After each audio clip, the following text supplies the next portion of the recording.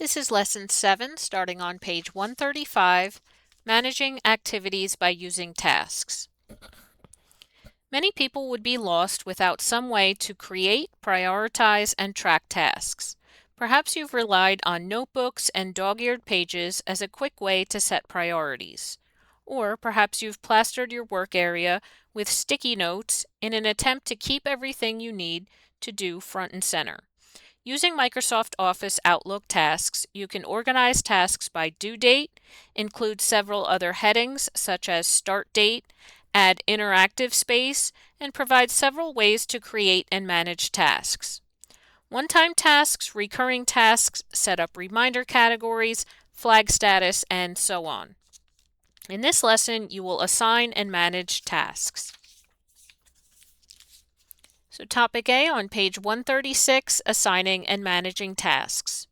Tasks can be as simple as a few reminder notes to yourself or as complex as a long-term project, tracked by milestones and detailed notes. You can assign tasks to yourself and others can assign tasks to you. I'm going to switch over to my task view here. And this is the to-do list. You can see in my folder pane I have that selected. So it keeps a list of all of my tasks that I need to complete, even ones that I've assigned to other people, and also any email messages or meetings that I flagged for follow-up, such as Johanna's resume here. This was an email message that was marked for follow-up.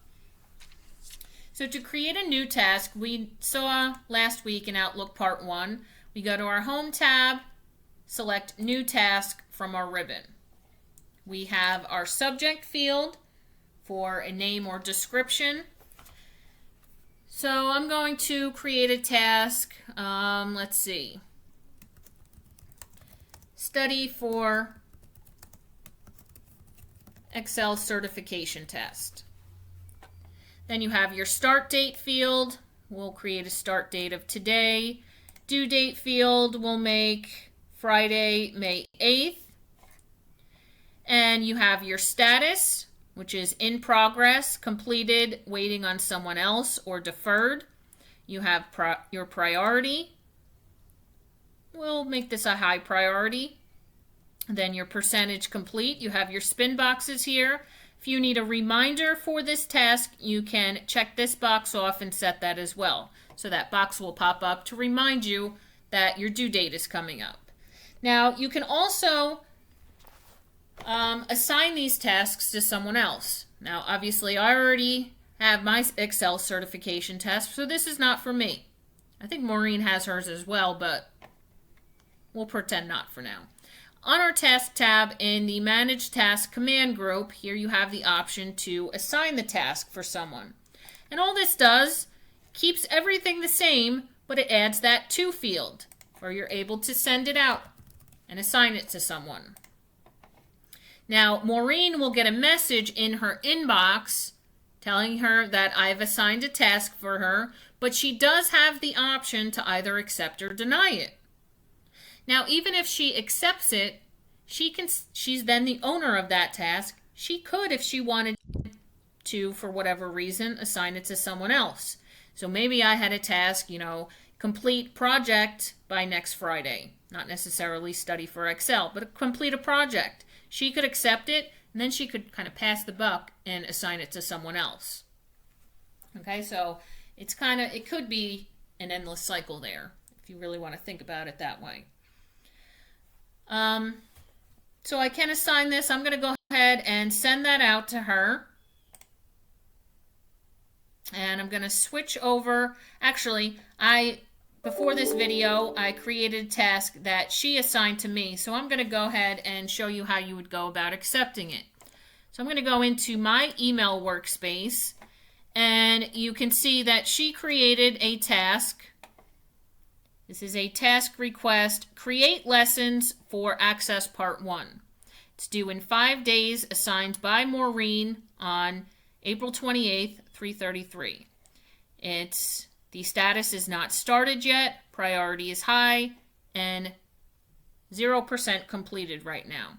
So I'm going to go ahead and accept that task.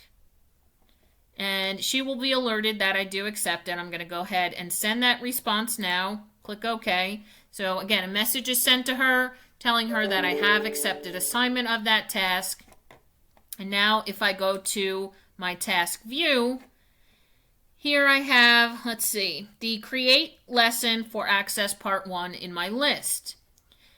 Now, let's say I complete that and I want to send notification to Maureen that it is completed, or even not necessarily completed, but that I have been working on it and 75% of it has been finished. It doesn't necessarily have to be completed.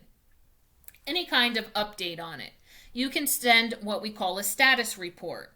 And a status report is an email message that's sent to the person who assigned the task. Status reports are updates about a task, such as the percentage completed to date, the number of work hours spent on the task, and any additional information that you want to include. So to start off, I would want to open the task form for this. And that's just by double-clicking the name in your list. And you can see this looks familiar. It's almost identical to what we had when we first created the task.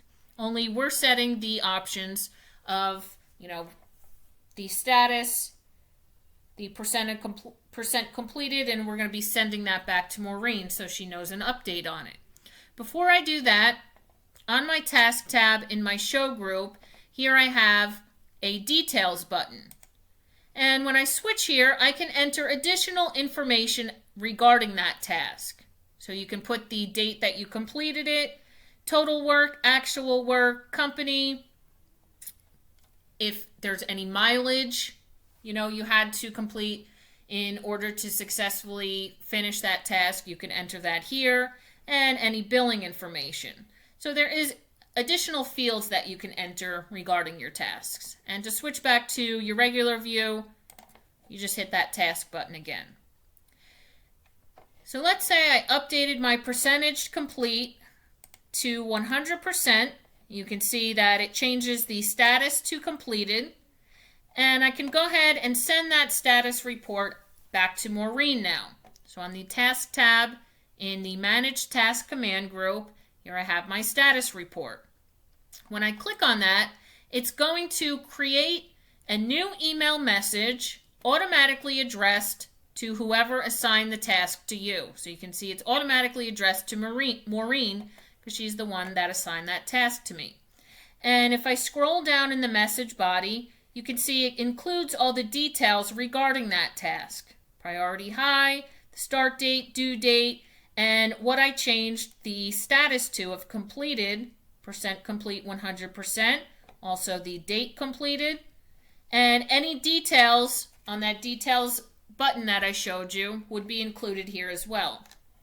So in the body you could include any additional text that you would want to by typing it here, and I could go ahead and send that status out to Maureen. And then it just takes me back to the task form where I can save and close. So if I switch back over to Maureen's inbox here,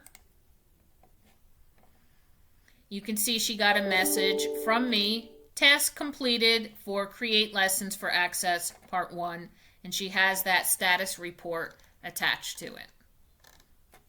All right, so the activity that goes along with this will be in your next video, which is Activity 7.1 on page 141.